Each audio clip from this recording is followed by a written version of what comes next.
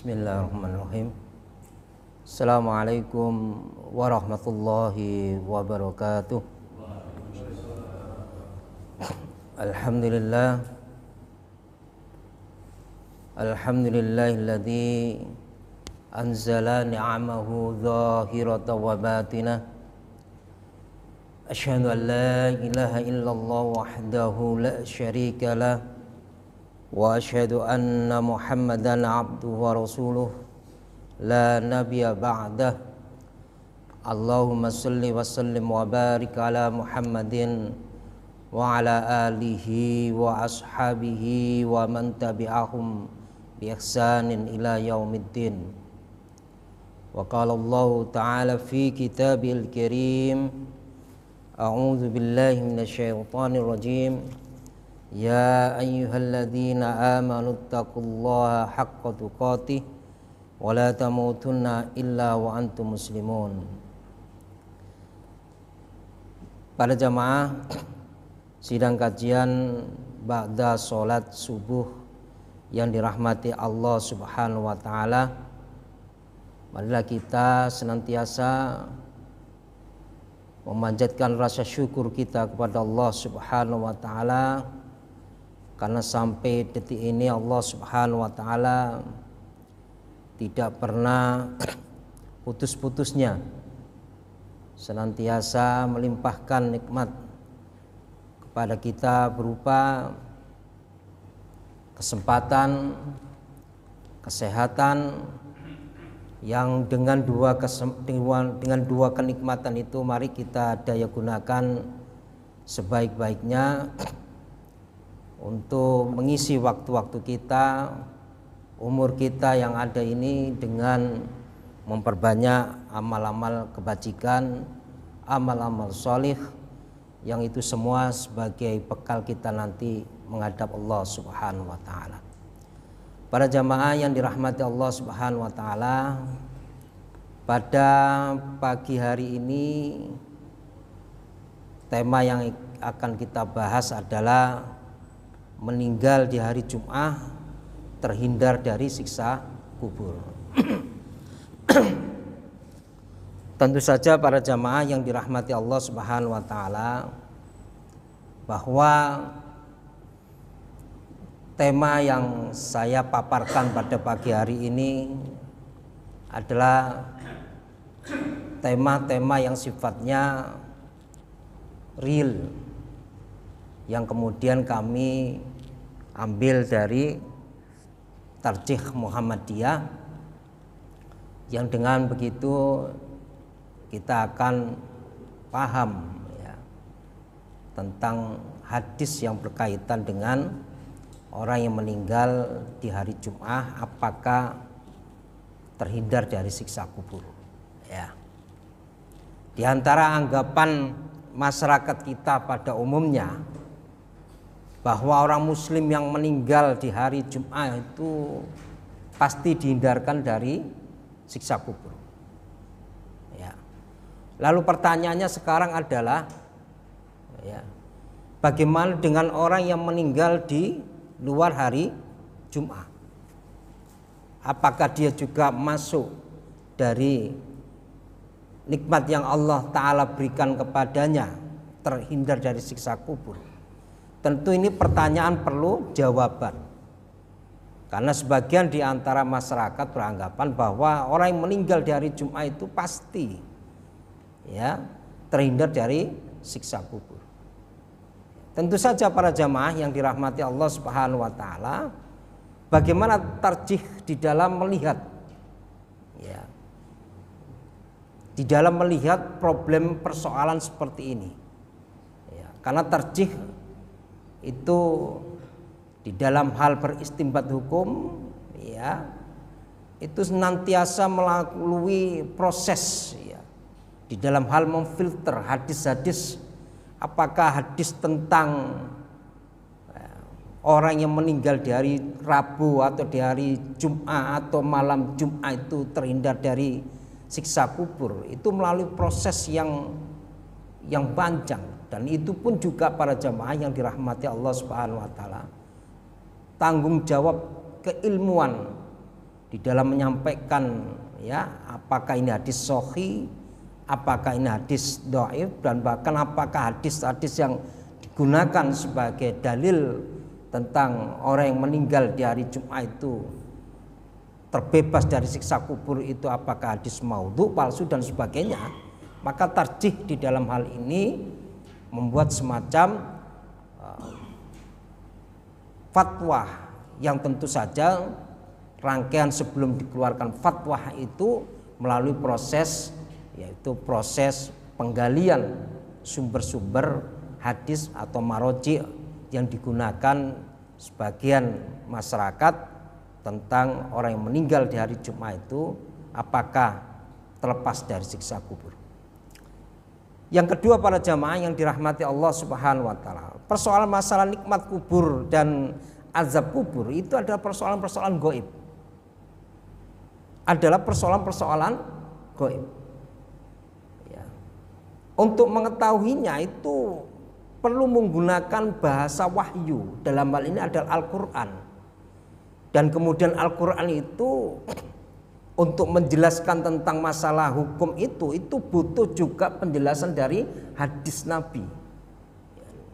Sebagai bentuk menjelaskan makna yang terkandung di dalam Al-Qur'an itu maka butuh penjelasan dari hadis. Karena tidak mungkin Al-Qur'an itu berdiri sendiri, untuk mengetahuinya butuh penjelasan dari hadis Nabi Shallallahu Alaihi Wasallam. Para jamaah yang dirahmati Allah Subhanahu wa taala, sebagai landasan hukum ya, itu kami ambilkan di dalam Quran surah Luqman surah 31 ayat 34 ya. Di sana Allah Subhanahu wa taala berfirman, innallaha indahu ilmus sa'ah wa yunazzilul ghaits wa ya'lamu ma fil arham wa ma tadri nafsum madza taksibu ghadan wa ma tadri nafsum bi ayyi ardin tamut innallaha alimun khabir. Yang artinya, ma'asyiral muslimin yang dirahmati Allah Subhanahu wa taala, sesungguhnya Allah hanya pada sisinya sajalah pengetahuan tentang hari kiamat. Dan dialah yang menurunkan hujan ya, dan yang mengetahui apa yang ada dalam rahim ya, dan tiada seorang pun yang dapat mengetahui dengan pasti wa ma tadri ya, nafsu bi ayyi ardin ghadan. Tidak ada satupun makhluk yang ada di muka bumi ini mengetahui secara pasti apa yang akan diusahakan hari esok. Wa ma tadri nafsum bi ayyi ardin tamut. Dan tiada seorang pun yang dapat mengetahui di bumi mana Allah Subhanahu wa taala akan mewafatkannya. Sesungguhnya Allah Maha mengetahui lagi Maha mengenal. Para jamaah yang dirahmati Allah Subhanahu wa taala, karena ini adalah persoalan yang gaib, orang yang meninggal di hari Jumat atau hari lainnya itu apakah terbebas dari siksa kubur atau tidak, maka Allah Subhanahu wa taala melalui firman-Nya di dalam Quran surah Luqman surah 31 ayat 34 ini menyampaikan dengan jelas, wa ma tadri nafsum bi ayyi ardin tamut. Dan tidak ada satupun yang tahu di bumi mana dia akan diwafatkan oleh Allah Subhanahu wa taala. Jadi persoalan-persoalan yang berkaitan dengan hal yang terkait dengan apa yang ada di dalam kandungan wanita yang dalam keadaan hamil, hal yang terkait dengan turunnya hujan dan segalanya itu adalah merupakan hak prerogatif Allah. Dan tidak ada satupun makhluk yang ada di muka bumi ini yang tahu seorang itu apa yang akan dikerjakan hari esok, itu tidak akan ada yang tahu. Karena ini adalah merupakan hal-hal yang gaib. Hanya Allah Ta'ala Subhanahu wa Ta'ala yang Maha mengetahui. Di dalam tafsir Al-Quran, ya, betapa di dalam ayat ini, surah Luqman ayat 34 ini, ada sesuatu yang menarik, ada sesuatu yang menjadi perhatian kita. Bagaimana Allah Subhanahu wa taala membahasakan kalimat wa ma tadri nafsum bi ayyi ardin tamut itu, dan tidak ada satupun makhluk yang tahu di mana dia akan meninggal, di bumi mana dia akan meninggal. Di sini diterangkan di dalam tafsir Al-Quran Al-Muyassar karangan dari Dr. Aid Al-Qarni. Di sana beliau mengatakan innallaha wahdahu la siwahu huwal alimu mata taqumul qiyamah wa huwal ladzi yanzilul ma'a minal ghamami la yaf'alu dzalika ghairah wa huwa wahdahu alladzi ya'lamu ma fi arham al-hawamil wa ya'lamu ma taksibuhu kullu nafsin wa taf'aluhu fi ghadaha wa hiya la ta'lamu dzalika wa ya'lamu subhanahu bi ayyi ardin tamut kullu nafsin wa hiya la ta'lamu dzalik innallaha alimun bi kulli syai'in. Yang artinya ma'asyiral muslimin, sidang kajian ba'da subuh yang dirahmati Allah, sesungguhnya Allah Ta'ala saja yang mengetahui, ya, Dia yang maha mengetahui kapan terjadinya hari kiamat. Dia yang berkuasa menurunkan air hujan, tidak ada yang mampu melakukannya, ya. Meskipun dalam beberapa waktu yang lalu ada share-sharean dari YouTube, ya, sebuah negara, ya, di Asia itu menciptakan hujan, tetapi hujan yang mereka buat itu tidak senyaman hujan yang Allah Ta'ala ciptakan, ya. Tentu saja sesuatu hal yang sangat jauh berbeda, karena Allah Subhanahu wa taala itu menciptakan hujan itu dengan segala bentuk pernak-perniknya, menjadikan tanaman itu ketika tanah itu tandus, kemudian Allah Ta'ala menurunkan hujan, kemudian tanaman itu menjadi subur dan segalanya itu pasti tidak akan dimiliki oleh hujan buatan. Karena Allah Subhanahu wa taala menciptakan air hujan ini sangatlah dengan sebuah ciptaan yang maha agung, ya, sehingga tidak bisa disamakan dengan penemuan-penemuan yang beberapa waktu yang lalu kita lihat, ya, ada sebuah negara menciptakan membuat hujan buatan, ya. Lalu di sini ma'asyiral muslimin yang dirahmati Allah Subhanahu wa taala, wa huwa wahdahu alladzi ya'lamu ma fi arhamul hawamil. Allah Subhanahu wa taala saja yang mengetahui apa yang terkandung di dalam rahim seorang wanita dalam keadaan hamil, ya. Ini juga merupakan masalah yang gaib, ya.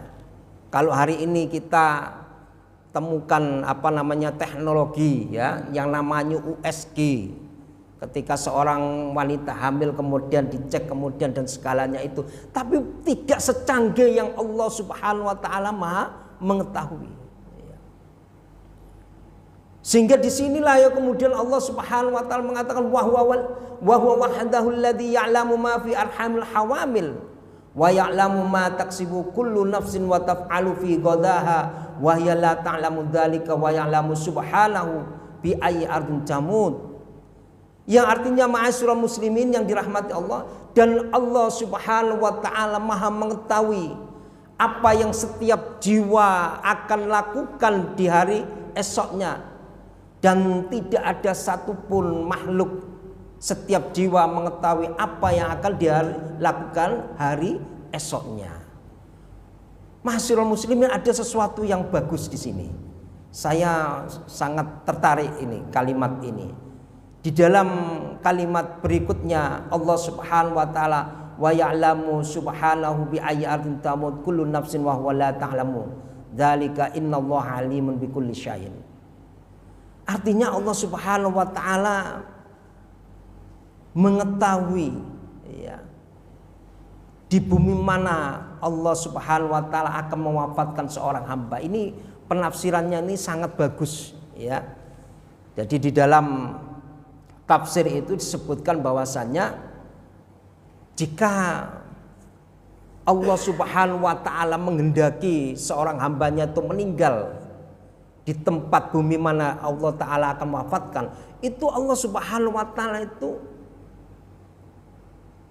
menakdirkan hambanya tersebut itu untuk menuju ke tempat dia mana dia akan diwafatkan oleh Allah Subhanahu wa taala.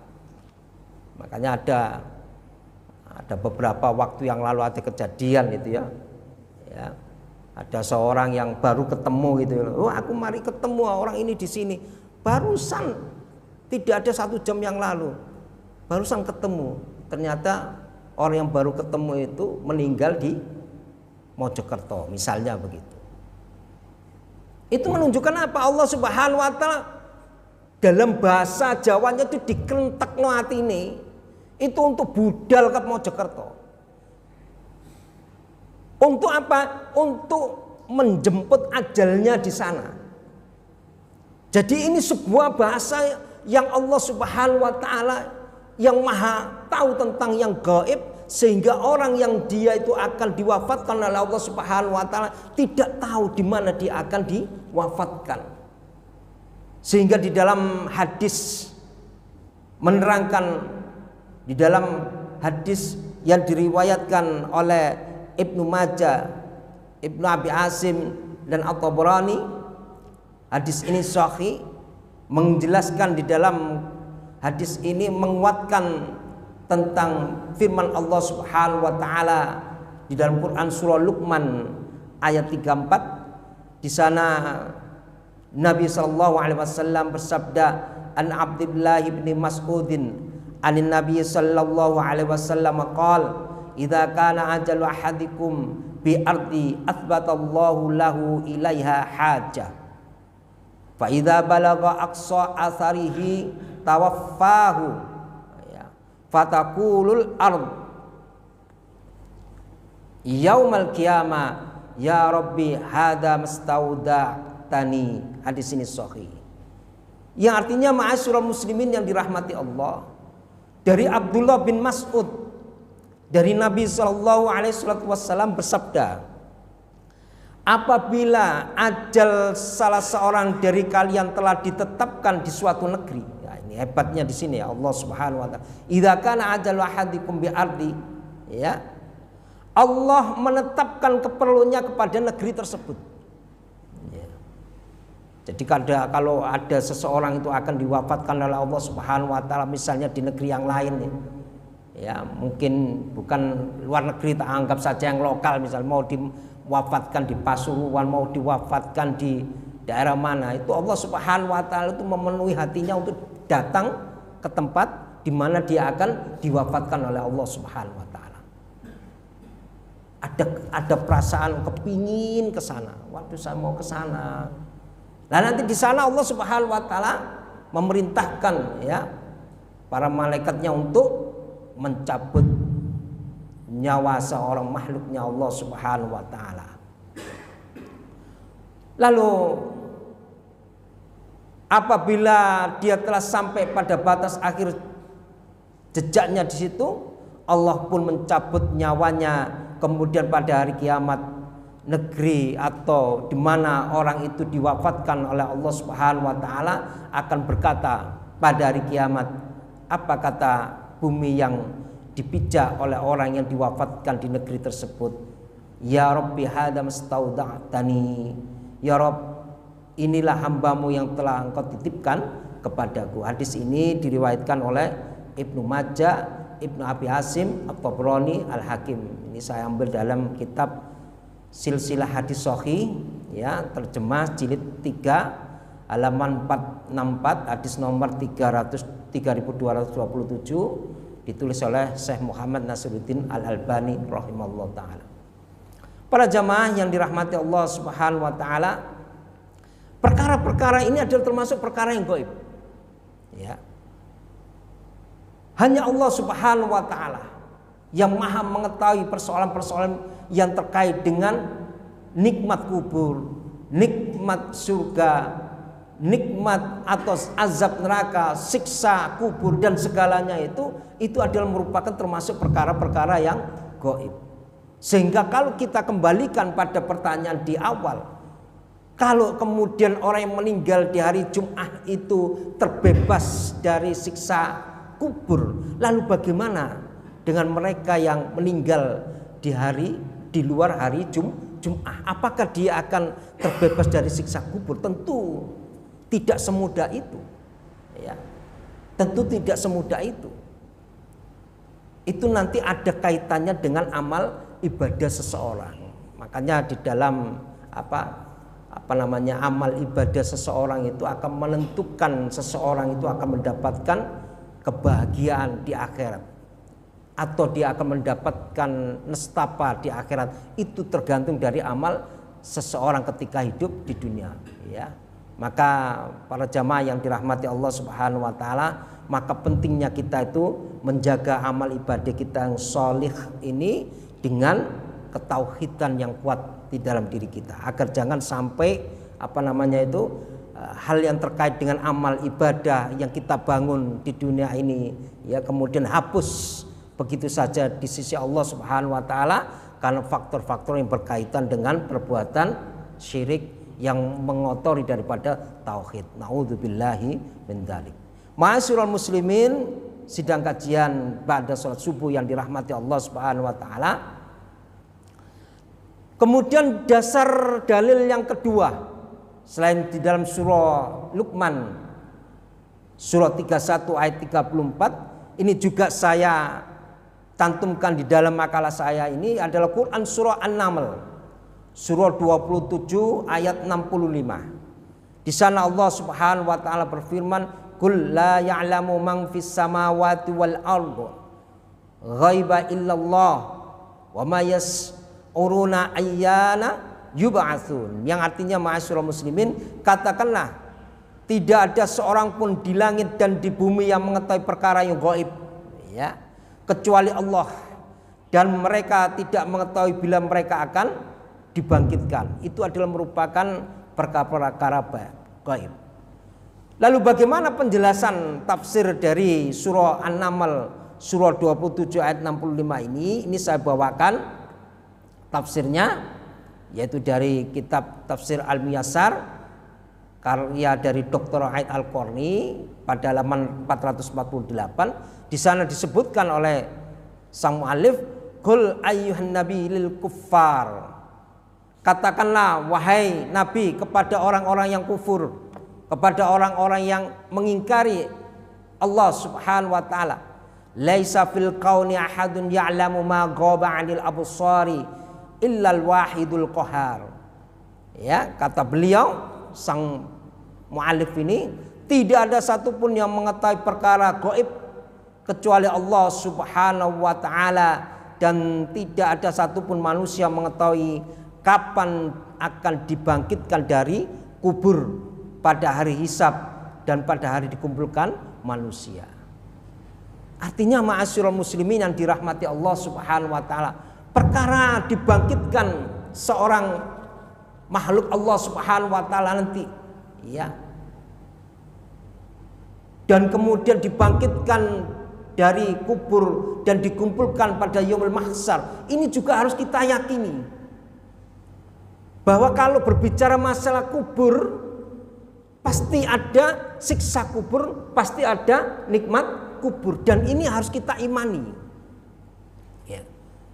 Kita harus mengimani bahwasanya di dalam kubur di sana itu ada yang diberikan oleh Allah Subhanahu wa taala, kenikmatan kubur, dan ada juga yang Allah Subhanahu wa taala memberikan, ya, kepada orang tersebut berupa siksa kubur. Dua hal ini harus kita imani, ya, karena ini juga termasuk dalam perkara-perkara tauhid kepada Allah Subhanahu wa taala. Dari kedua ayat tersebut di atas, jelaslah bahwa hal yang terkait dengan kematian dan apa yang akan dilakukan hari esoknya dan lain sebagainya itu adalah perkara-perkara gaib.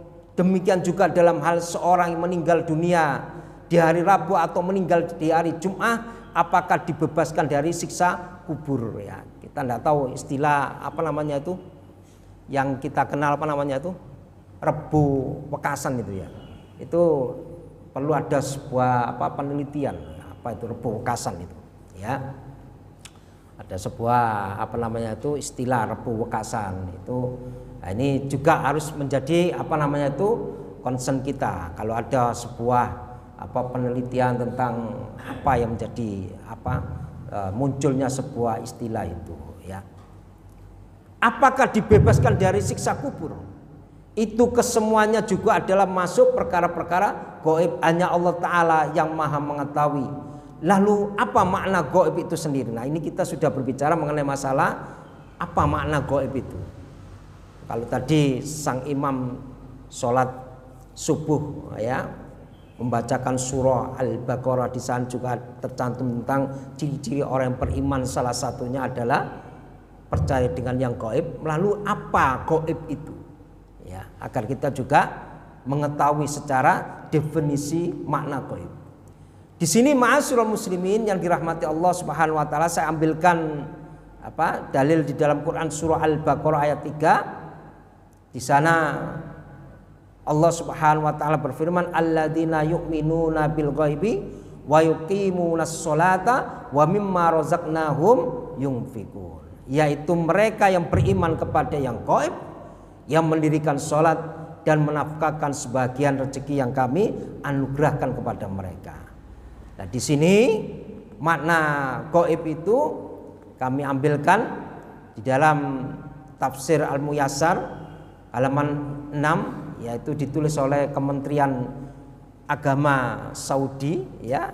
Di sana memiliki makna wahumul ladzina yusaddiquna bil ghaibi alladzi la tadrikuhu hawasuhum wala uquluhum wahdaha li'annahu la ya'rifu illa biwahyillahi ila rasulihi sallallahu alaihi wasallam mithlul imani bil malaikati wal jannati wan nari wa ghairu dzalika mimma akhbara Allahu au akhbara bihi rasuluhu sallallahu alaihi wasallam.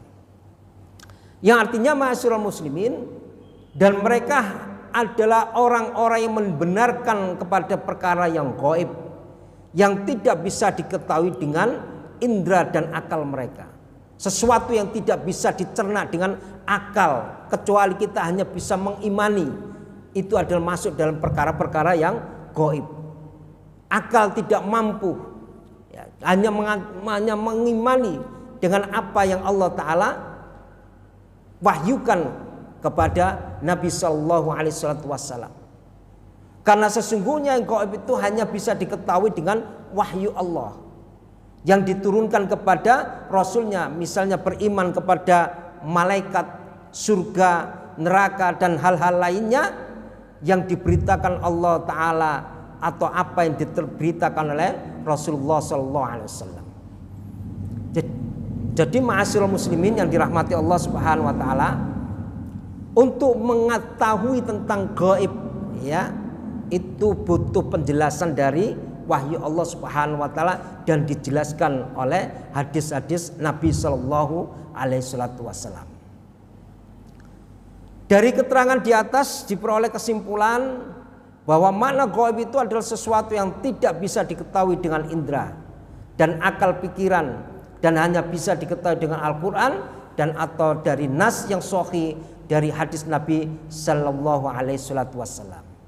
Inilah para jamaah yang dirahmati Allah Subhanahu Wa Taala, bahwa untuk mengetahui apakah sesuatu itu gaib atau tidak, maka dibutuhkan penjelasan dari Al-Quran dan dijelaskan oleh hadis-hadis Nabi Sallallahu Alaihi Wasallam.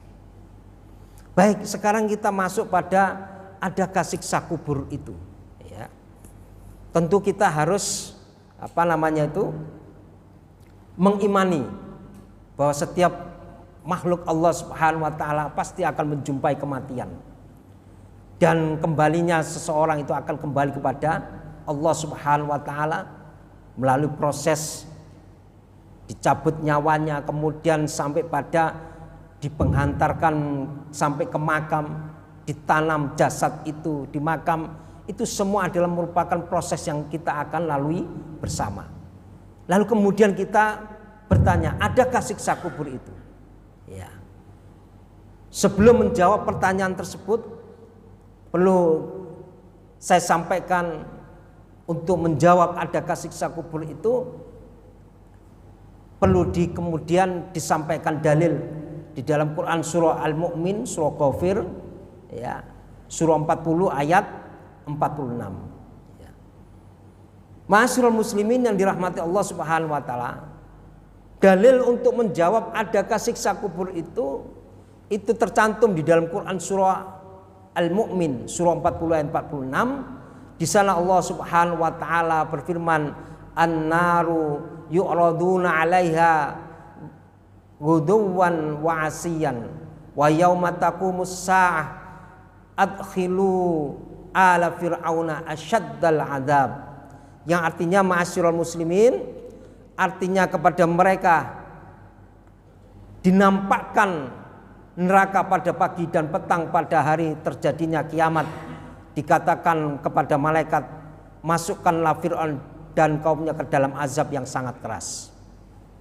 Artinya, ma'asyiral muslimin yang dirahmati Allah Subhanahu wa taala, pembahasan tentang masalah azab siksa kubur itu sebagian di kalangan para ulama terjadi khilaf.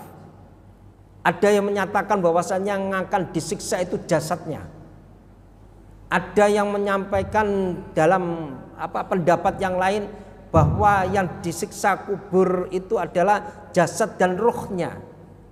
Ini terjadi khilaf di kalangan para ulama. Terlepas dari khilaf, perbedaan pendapat di kalangan para ulama, maka kita wajib mengimani bahwa siksa kubur itu ada. Demikian juga nikmat kubur itu ada. Di sini dijelaskan, ma'asyiral muslimin, di dalam sebuah tafsir juga, ya, laqad asabahumul gharq awalan wa halaku tsumma yu'adzabuna fi kuburihim haitsun nar. Ya. Di sini disebutkan, ya, di dalam tafsir, sungguh berbicara mengenai masalah azab kubur, sungguh pada awalnya mereka itu ditenggelamkan oleh Allah Subhanahu wa taala. Ya, ini berbicara mengenai sejarah Fir'aun. Allah Ta'ala menenggelamkan Fir'aun, ya, di laut, ya. Wa halaku tsumma yu'adzibuna fi kuburihim haitsun nar. Kemudian Allah Subhanahu wa taala mengazab Fir'aun dan golongannya itu di dalam kubur. Artinya apa? Siksa kubur ini ada. Haitsun nar yu'raduna 'alaiha sobahan wa masa'an ila waqtil hisabi wa yauma taqumus sa'ah. Dan disebutkan di dalam tafsir ini, Allah Subhanahu wa taala menampakkan siksa kubur kepada orang-orang yang Allah taala siksa. Di dalam kuburnya itu apa? Dinampakkan, ya, siksa kubur, dinamakan siksa neraka itu pada waktu pagi dan petang. Artinya, ma'asyiral muslimin yang dirahmati Allah Subhanahu wa taala, kalau kita berbicara mengenai sesuatu yang mengerikan, pasti itu akan menjatuhkan mental seseorang. Pasti akan menjatuhkan mental dan pikiran seseorang. Coba bayangkan kalau kemudian sesuatu yang mengerikan itu nampak di hadapan kita. Pasti yang terjadi adalah mental kita akan down. Mental kita itu akan jatuh. Kenapa? Karena sesuatu yang mengerikan itu muncul, dinampakkan oleh Allah Subhanahu wa taala pada pagi dan petang. Sebagaimana orang ketika, ya, mendapatkan berupa mimpi yang buruk. Ya. Ketika seseorang itu di dalam tidurnya mendapatkan mimpi yang buruk, pasti orang itu akan mengalami sebuah keresahan yang begitu hebat. Dan psikologi seseorang yang ketika mendapatkan mimpi yang buruk atau melihat peristiwa-peristiwa yang mengerikan, itu pasti akan menjadikan mental seseorang itu akan jatuh. Dan nampaknya siksa kubur ini bukan hanya sekedar fisik, tapi seorang itu yang mendapatkan siksa kubur itu juga merasakan begitu pedihnya batin yang ketika dinampakkan siksa neraka pada pagi dan petangnya. Ma'asyiral muslimin yang dirahmati Allah Subhanahu wa taala. Ayat ini berbicara tentang mengenai masalah Fir'aun dan kaumnya ketika ditenggelamkan oleh Allah Subhanahu wa taala, ya, oleh Allah Subhanahu wa taala dalam kisahnya itu, maka Allah Subhanahu wa taala menyiksa, bukan hanya ditenggelamkan tapi juga disiksa di dalam kubur mereka. Lalu bagaimana kemudian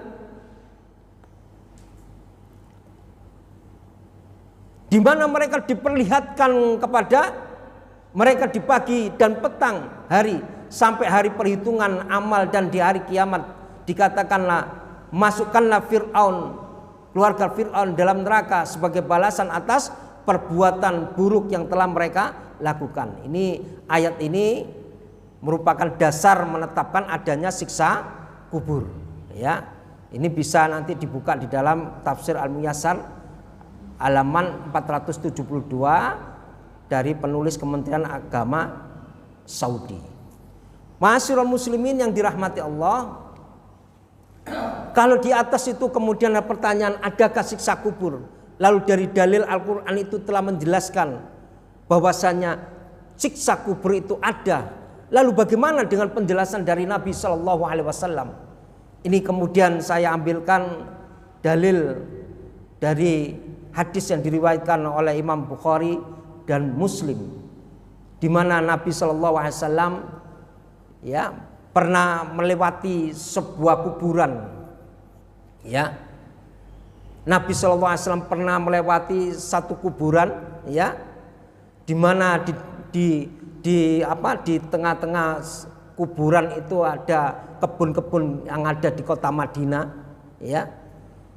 Kemudian Nabi Shallallahu Alaihi Wasallam itu mendengar fasami'u sauta insa naini yu'adzibani fi kuburiha.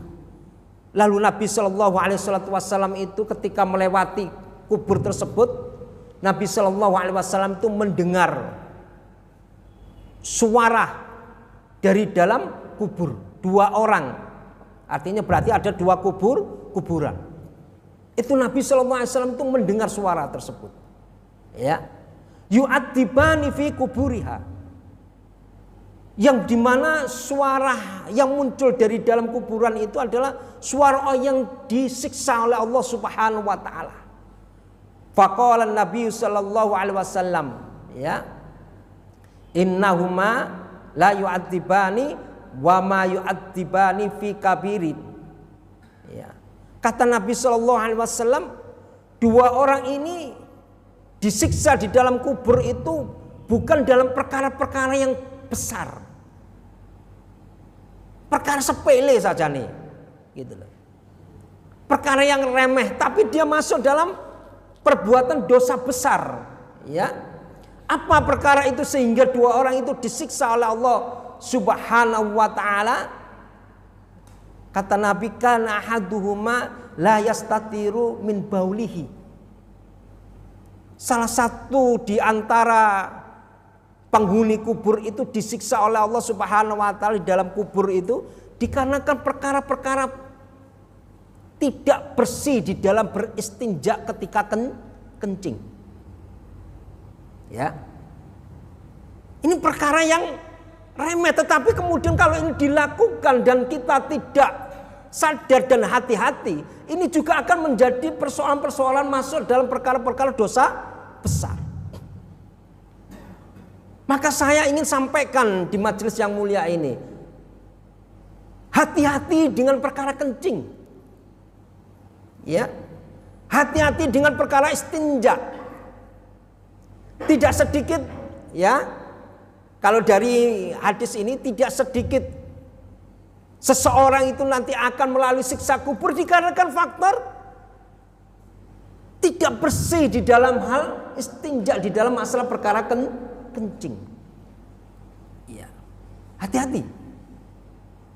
Maka saya ingin sampaikan di dalam kajian pagi hari ini, ya, terutama bagi kita, ya, para kaum laki-laki ini, ya,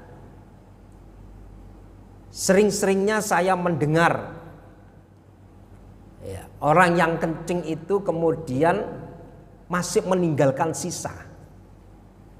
Kalau secara medis mungkin bisa dimaklumi karena ada sesuatu yang terjadi pada kondisi fisik dari sisi kesehatan. Tetapi itu bisa, ma'asyiral muslimin yang dirahmati Allah Subhanahu wa taala, untuk kita cegah. Apa? Sunnah Nabi Shallallahu Alaihi Wasallam kalau kencing itu dicontohkan oleh Nabi Shallallahu Alaihi Wasallam itu dengan cara jongkok. Bukan jongkok dalam pengertian sebagaimana kita lakukan ketika kita di dalam membuang BAB misalnya begitu. Tapi dicontohkan oleh Nabi Shallallahu Alaihi Wasallam bagaimana cara Nabi Shallallahu Alaihi Wasallam yang diajarkan oleh Nabi Shallallahu Alaihi Wasallam ketika kencing. Di dalam hadis ini menunjukkan bahwasannya masalah kencing itu masalah remeh tadinya itu.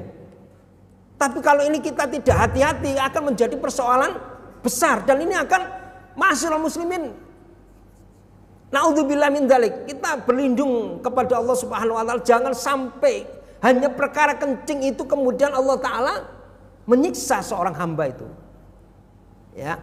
Maka mari kita coba berusaha untuk mengenai masalah cebok misalnya, istinja itu ya, cebok itu. Mari kita hati-hati gitu. Ya. Usahakan kalau saya sampaikan itu bahasanya karena memang ini butuh bahasa yang sifatnya pas itu. Ya, tuntaskan. Ya. Ya, setidaknya bagi kita kaum laki-laki, ya, setidaknya kalau kita safar atau kita kita keluar untuk mau ke kantor atau kerja, jangan lupa bawa sarung. Bawa sarung, biasakan, ya. Jangan sampai kemudian ya ada perasaan ya. Kita ini kadang-kadang juga merasa gini, aduh iki mang ya apa ya? Itu kadang-kadang timbul pada diri kita. Maka kita harus perlu dalam perkara-perkara ini yang akan menimbulkan siksa kubur, yaitu salah satunya diantaranya adalah perkara kencing. Itu mari kita jaga betul dalam masalah kita ketika beristinja. Kita harus lakukan dengan baik, ya, dengan benar, ya. Kemudian satunya lagi Nabi SAW bersabda, wa kanal akhar yamsi bin namimah, ya. Yang kubur satunya itu disiksa oleh Allah Subhanahu wa taala itu dikarenakan suka namimah. Namimah itu ya mungkin bahasanya itu rasan-rasan yang sifatnya ada adu domba, sifatnya ada fitnah. Ini juga perkara yang kecil, tetapi kalau ini dilakukan menjadi persoalan yang besar dan akan menimbulkan siksa kubur. Ya, ini para jamaah yang dirahmati Allah Subhanahu wa taala. Maka di dalam hadis ini kita akan akhiri hadis ini. Kata Nabi sallallahu alaihi wasallam, lalu Nabi menyuruh untuk mengambil sebuah pelepah yang masih basah, lalu mematahkan menjadi dua bagian, ya. Di dalam satu riwayat membelahnya menjadi dua bagian, lalu meletakkan satu bagian darinya pada setiap kuburan. Dikatakan kepadanya, wahai Rasulullah, kenapa baginda melakukan hal ini? Beliau sallallahu alaihi wasallam menjawab, semoga batang tersebut dapat meringankan azab mereka berdua selama pelepah tersebut belum kering.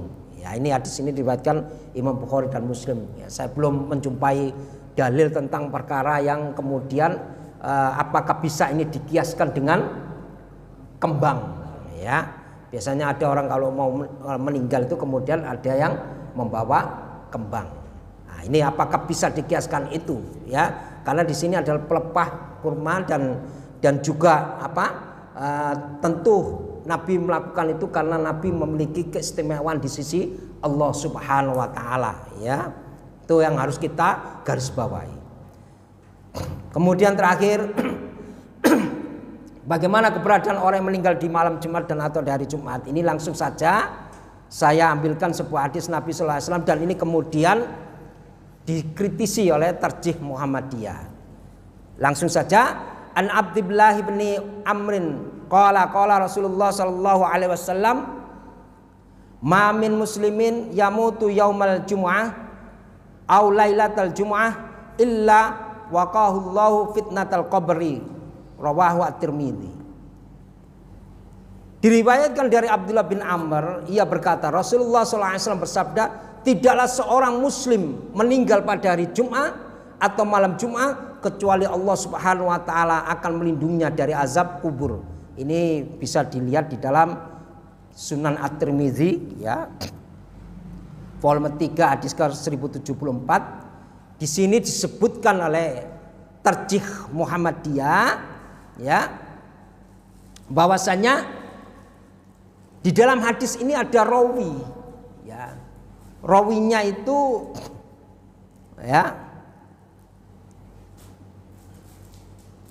disampaikan oleh beberapa para ulama, ya, bahwa rawinya ini dhaif. Hadis ini dhaif. Tokoh yang bernama Rabi'ah bin Saif, ya, dari generasi tabi'in yang meriwayatkan hadis ini tidak pernah bertemu dengan sahabat Nabi Abdullah bin Amr.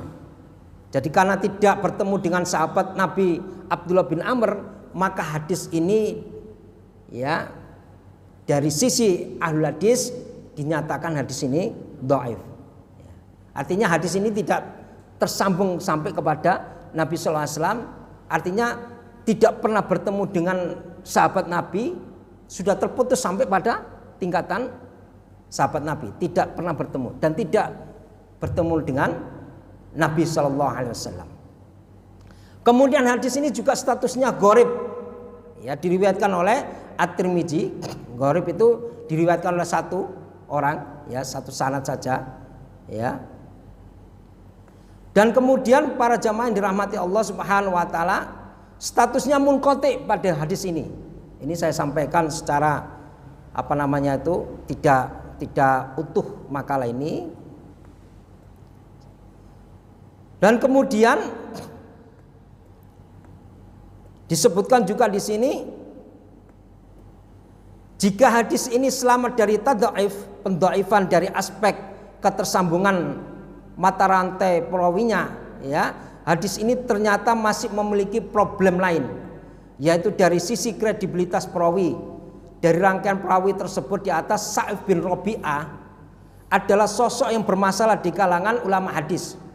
Bahkan Imam Al-Bukhari memberikan komentar bahwa padanya ada kemungkaran, ya.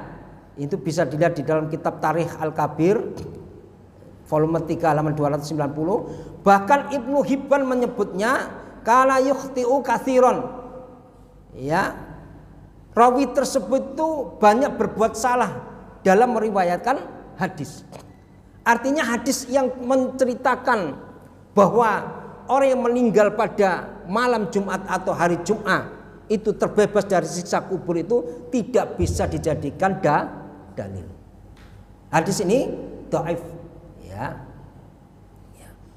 Secara logika tentu kita akan bertanya, lah kalau kemudian orang yang meninggal di hari Jumat terbebaskan dari siksa kubur, lalu apakah kemudian orang yang meninggal di luar malam Jumat atau di luar hari Jumat itu kemudian akan disiksa kubur oleh Allah?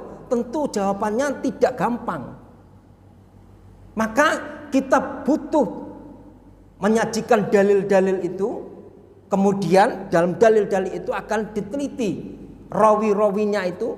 Nah, ternyata rawi yang ada di dalam hadis tersebut yang diriwayatkan oleh Imam At-Tirmidzi itu dikenal di kalangan para ulama adalah hadis gharib dan kemudian munqati, tidak sampai tersambung kepada Nabi Shallallahu Alaihi Wasallam. Maka kesimpulannya para jamaah yang dirahmati Allah Subhanahu Wa Taala, disampaikan di sini kejanggalan tersebut karena ia bertentangan dengan kemahaadilan Allah.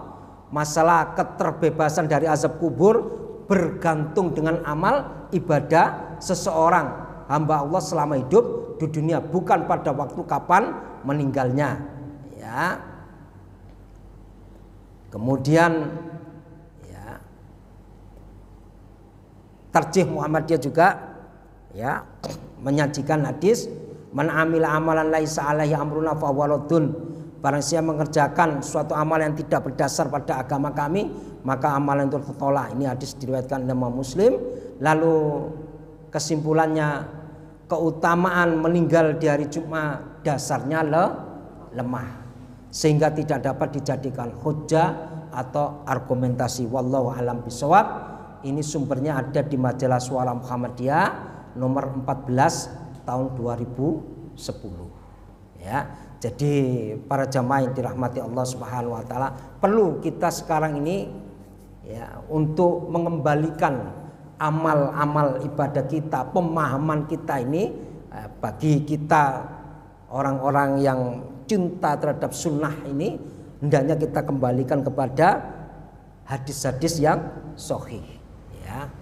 Kita lebih banyak untuk menggali daripada hadis-hadis yang sahih. Tentu saja tidak dengan kita, tapi dari penjelasan dari para ulama. Ya, sehingga dengan begitu kita akan selamat di dalam hal baik ibadah kita maupun pemahaman kita. Tentu saja dalam kaitannya ini kami paparkan bagaimana sudut pandang Tarjih Muhammadiyah di dalam mensikapi pemahaman tentang hadis bahwa orang yang meninggal di malam Jumat atau di hari Jumat itu terbebas dari siksa kubur. Tarjih Muhammadiyah menyatakan ya hadis tersebut adalah dhaif dan tidak bisa dijadikan hujjah. Demikian dari kami. Kalau ada ucapan tutur kata saya yang kurang berkenan di hati panjenengan, saya mohon maaf yang sebesar-besarnya. Mari kita tutup dengan doa kafaratul majlis. Subhanakallahumma wa bihamdika asyhadu an la ilaha illa anta astaghfiruka wa atubu ilaik. Nasrun minallahi wa fathun qarib. Assalamualaikum warahmatullahi wabarakatuh.